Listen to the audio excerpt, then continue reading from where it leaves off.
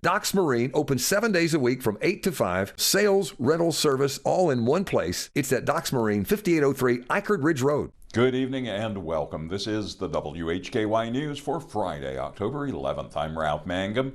Be sure to watch the WHKY News every weekday on over-the-air television on channel 14.2. You can also find us on the Compass, SkyBest, Vibrant, TDS, and Comporium cable systems. And of course, we are also online at WHKY.com and on our YouTube channel. In today's top stories, officials continue to review damage caused in western North Carolina by Hurricane Helene. WHKY's Rob Eastwood reports. On Thursday, Governor Roy Cooper visited Marshall, that's in Madison County. He was joined by Mayor Aaron Haynie, along with FEMA and state officials, as they surveyed storm damage.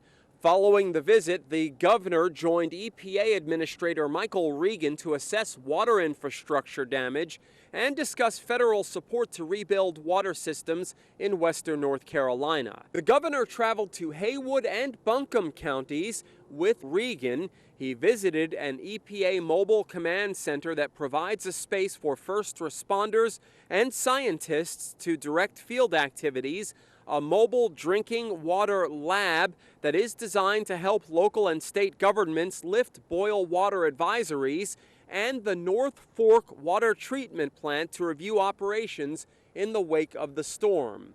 Goods and services continue to flow into impacted communities through state, federal, and local partners. The major disaster declaration requested by Governor Roy Cooper and granted by President Joe Biden now includes 27 North Carolina counties, including Catawba, Alexander, Avery, Burke, Caldwell, Catawba, Lincoln, and Watauga counties. You can get much more on the governor's activities in western North Carolina Thursday by going to this story at our website, WHKY.com.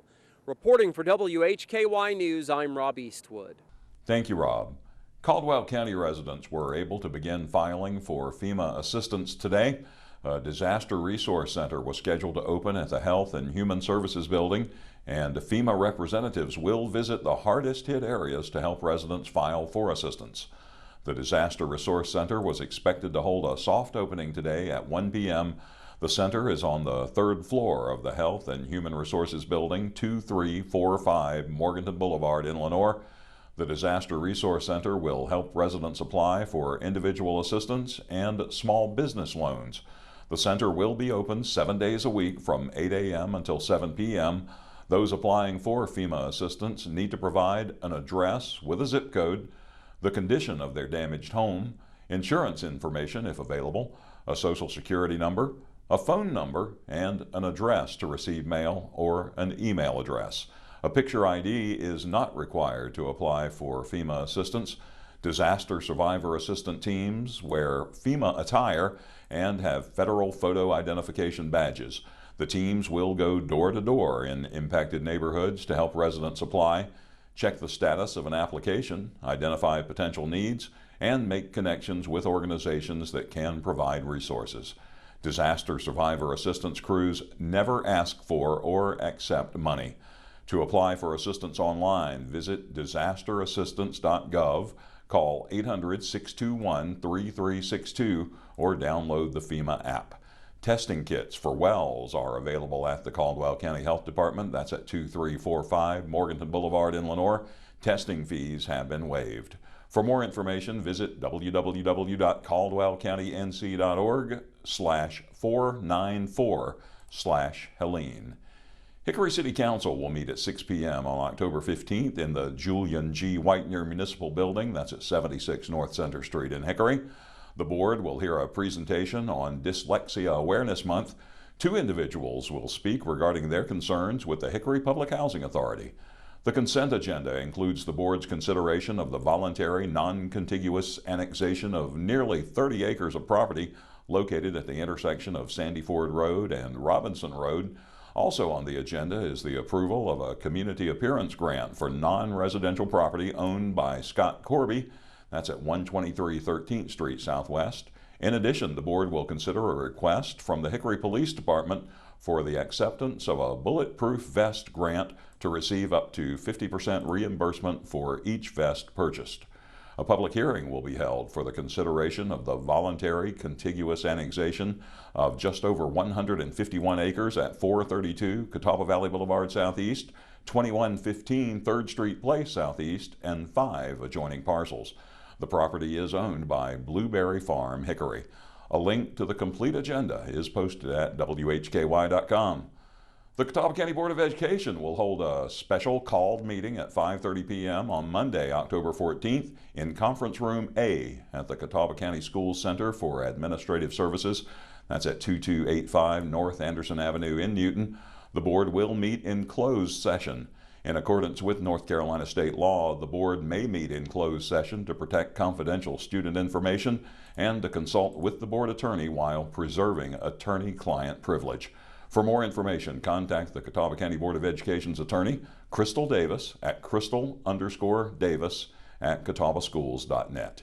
WHKY's Arianna Mack has a preview of this year's Walk to End Alzheimer's. Held annually in more than 600 communities nationwide, the Alzheimer's Association Walk to End Alzheimer's is the world's largest fundraiser for disease care, support, and research. This inspiring event calls on participants of all ages and abilities to join the fight against the disease. Joining us in our WHKY News, Meredith Willis, Walk Manager, and AJ Curley, Community Management Chair. So the Walk to End Alzheimer's is the largest fundraiser in the world for support, care, and research.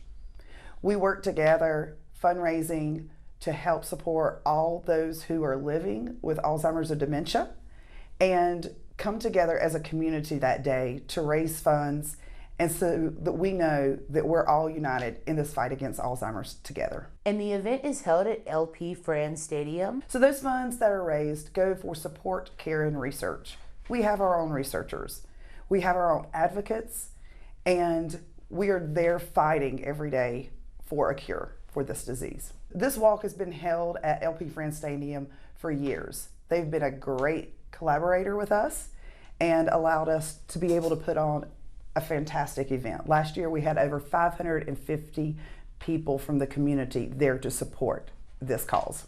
Well, I would say, being a attendee and a participant in the walk for quite a few years now, it is a great day. It's a great way to show in-person support for the families that are walking this journey, and they think they are alone. And when they see other people in the community that are going through the same thing, excuse me, they feel that sense of support even more and understand, wow, I didn't realize all these resources were here. I didn't realize that this person's going through the same thing that we are. And it definitely, as Meredith said, it shows community united in fighting against this disease, and knowing that with every step you take, there's somebody that's potentially already taken that step or will be taking that step that you can put your arms around and give a big hug to. Alzheimer's does not stop, and neither do we. You won't want to miss out on this race. Registration begins at 9 a.m. For more information on the race against Alzheimer's, visit alz.org. I'm Arianna Mack for WHKY. Thank you, Arianna, and thanks to Meredith Willis and AJ Curley for taking time out to speak with us. In today's crime report, Rob has a meth and firearms arrest in Iredell County, and Arianna has one from probation and parole in Caldwell County, one from the Caldwell Sheriff, and one from the Lenoir Police Department. In local sports today, Jason has some high school volleyball and soccer, App State women's soccer, and some NASCAR news. In community focus, Rob has a look at the latest unemployment numbers, and Arianna reports as the North Carolina Boys Academy in Conover is celebrating a 10th anniversary. A high right around 70 today under sunny skies. More sunshine and some warmer temps for the weekend, with a high tomorrow in the upper 70s, and then we should reach 80 on Sunday. Back down to 70 on Monday, and then you can expect highs only in the 60s through next Friday, with nights in the 30s starting Tuesday night. Visit WHKY.com for the latest weather forecast anytime you need it. I'm Ralph Mangum. You are watching the WHKY News.